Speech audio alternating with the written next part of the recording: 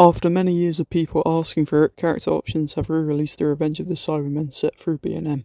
The packaging is more or less what we've come to expect by now, with the 4th Doctor style guide with the title of the set and a gold. Wait a minute.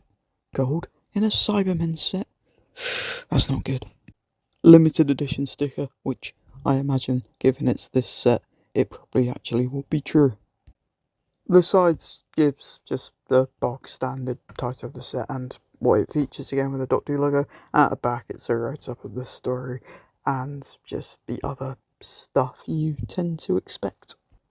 When you open this up, you get a diorama, but this has the exact same problem as the Emperor Davros from last year, because it's vacuum sealed, so you kind of wonder what the point is with it, because you just have these bubbles over it, so you don't really have the full effect of the diorama, and you have to cut under it to slide the figures out, which is rather annoying.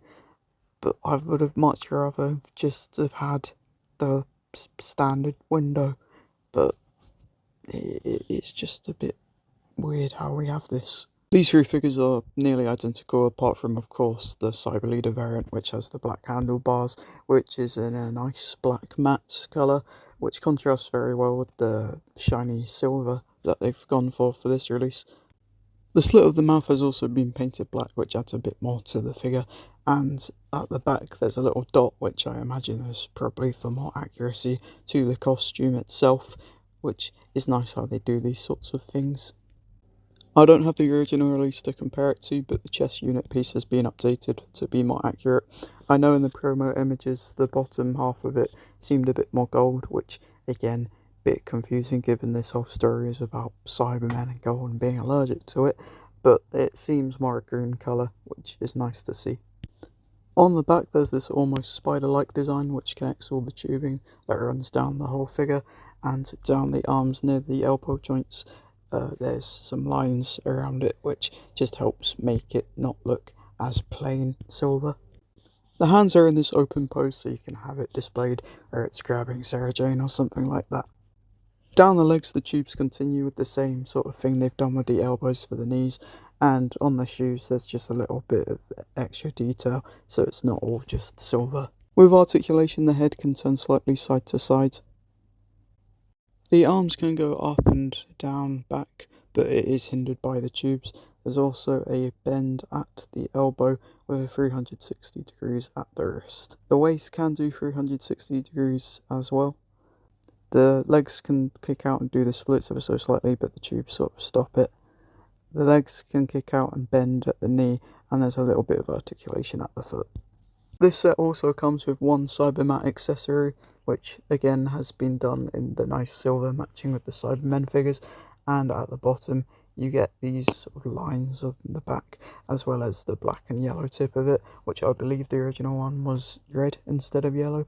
I'm not sure which one's more accurate to the story, I've not seen it since I was about 3, probably should have rewatched it for this review, but you know, it's pretty nice to have. Overall, I think this is a great set. I've seen a few people question why this is $24.99 instead of the usual $21.99, but to be honest, I think for a set that's been so in demand, and I suppose with the Cybermat accessory, I can kind of understand why this set is just a little bit more. Maybe the price was more because of the diorama, and if so, I think probably should have just sacrificed that, because it just looks a bit stupid with the bubbles around it, because you don't really have much use of it as a diorama with all that around. I once saw the original version of the set for the same price in Forbidden Planet, but I opted for the 60s Cybermen set instead for £15, so I have sometimes thought maybe I should have gone with the Revenge of the Cybermen set instead, given it can go for like upwards of £200 on eBay at points.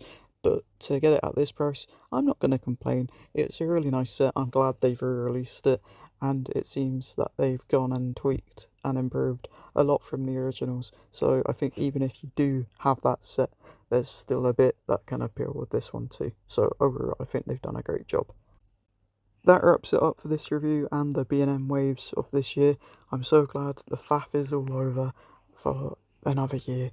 I'm hoping they bin these exclusives off soon and just stick to online releases, because it's just getting more of a pain with the distribution and having to ask friends or just look on websites for decent prices for these sets. It's just becoming ridiculous.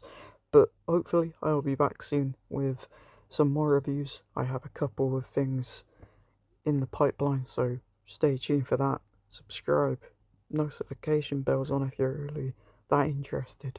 Hopefully see you for them. So in the meantime, toodle pip.